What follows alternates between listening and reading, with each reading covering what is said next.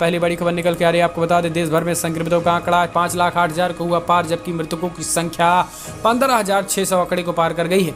पिछले 24 घंटे में 16,963 कन्फर्म केसेज आ चुके हैं।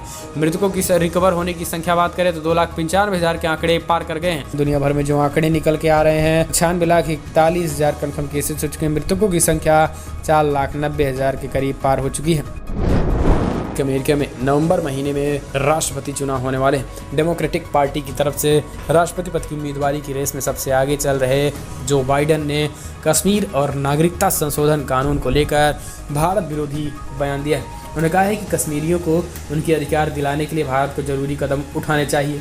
जो बाइडेन ने नागरिकता संशोधन कानून और असम में NRC लागू करने को लेकर भी निराशा जताई। गालवान घाटी मुद्दे पर शिवसेना ने देश के प्रधानमंत्री मोदी को आड़े हाथों लिया।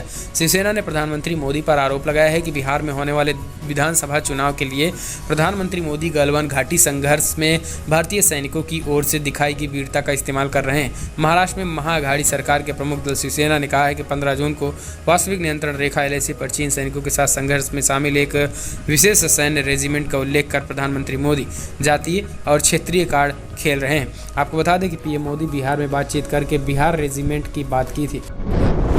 तबलीगी जमात से जुड़े 34 विदेशी नागरिकों को ब्लैकलिस्ट करने के फैसले के खिलाफ याचिका पर सुप्रीम कोर्ट में शुक्रवार को सुनवाई हुई है। कोर्ट ने इस मामले पर केंद्र और राज्य सरकारों से जवाब मांगा है। अदालत ने याचिका के प्रति केंद्र और राज्यों को देने को कहा है। मामले की अगली सुनवाई 29 जून को होगी। न्यूज एजेंसी PTI की खबर के मुताबिक ये याचिका 34 देशों के 34 नागरिकों ने दायर की है। कांग्रेस के राष्ट्रीय प्रवक्ता और जाने माने वकील अभिषेक मनु सिंघवी कोरोना वायरस से संक्रमित हो गए और वो फिलहाल अपने घर में पृथकवास में है। सिंघवी से जुड़े सूत्रों के मुताबिक ये जानकारी दी गई।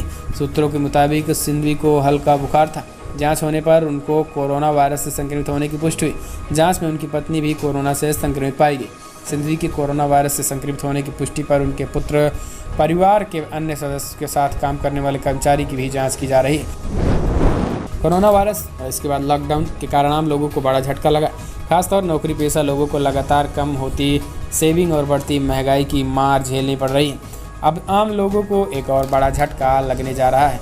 जिस तरीके से स्मॉल सेविंग स्कीम की ब्याज दरों को कम करने की संभावना जताई जा रही, अब उसी तरीके से प्रोविडेंट फंड की ब्याज दरों में भी कटौती की जा सकेगी। मीडिया रिपोर्ट के अनुसार EPFO द्वारा एक बार फिर से ब्याज दरों में कटौती करने की संभावना है। इसके पीछे मुख्य वजह निवेश पर घटते रहने वाले रिटर्न को बताया जा रहा है। इसके चलते प्रोविडेंट फंड पर दिए जाने वाले ब्याज को घटाने पर विचार किया जा रहा है। यूपी की राजधानी लखनऊ में शुक्रवार को पेट्रोल डीजल के दाम बढ़ने पर मुलायम सिंह यूथ ब्रिगेड के कार्यकर्ताओं ने यूपी विधानसभा के सामने विरोध प्रदर्शन करके सरकार के खिलाफ नारेबाजी की है। इस दौरान पुलिस ने उन पर लाठीचार्ज कर दिया। इस लाठीचार्ज में समाजवादी पार्टी के करीब 1 दर्जन कार्यकर्ता घायल हो गए। हालांकि अखिलेश यादव ने योगी सरकार पर हमला बोलते हुए कहा है कि लोकतंत्र को दबाने की साजिश चल रही है। राजधानी दिल्ली में कोरोना के बढ़ते मामलों को देखते हुए दिल्ली सरकार ने 1 जुलाई से स्कूलों को नहीं खोलने का फैसला किया। दिल्ली सरकार के उप मुख्यमंत्री मनीष सिसोदिया ने घोषणा की है कि अभी 31 जुलाई तक दिल्ली के सभी स्कूलों को बंद रखा जाएगा। मालूम हो कि केंद्र सरकार द्वारा सुप्रीम कोर्ट में हलफनामा पेश करने के बाद अब CBI ने बोर्ड परीक्षा को लेकर नोटिफिकेशन जारी किया है। इस नोटिफिकेशन में कहा गया है कि 10वीं और 12वीं की 1 जुलाई से 15 जुलाई तक होने वाली परीक्षा को स्थगित रखा जाएगा। इसके साथ ही कैंसिल हुई परीक्षा में छात्रों को असेसमेंट का निर्धारण असेसमेंट स्कीम के तहत किया जाएगा। तेजी से बढ़ रहे कोरोना मामलों के बीच हेल्थ सिस्टम को मजबूत करने के लिए दिल्ली की केजरीवाल सरकार ने एक बड़ा फैसला लिया है। दिल्ली में डॉक्टर्स की किल्लत को देखते हुए सरकार अब मेडिकल स्टाफ का कार्यकाल बढ़ा रही है। कोरोना महामारी के मद्देनजर सामने आ रही डॉक्टर्स की किल्लत को ध्यान में रखते हुए रेजिडेंट डॉक्टर्स का कार्यकाल बढ़ाने या सरकार द्वारा मंजूर रिक्त पदों पर नियुक्ति करने का निर्देश सरकार ने दिया है। कोरोना महामारी के बीच अब यूपी के किसानों के लिए एक नई मुसीबत आसमान से आ रही है। शुक्रवार को टिड्डी दल के प्रयागराज के पास देखा गया। मिनटों में फसल को चट कर जाने वाली टिड्डियों को लेकर अब किसान भी अलर्ट हो गए हैं।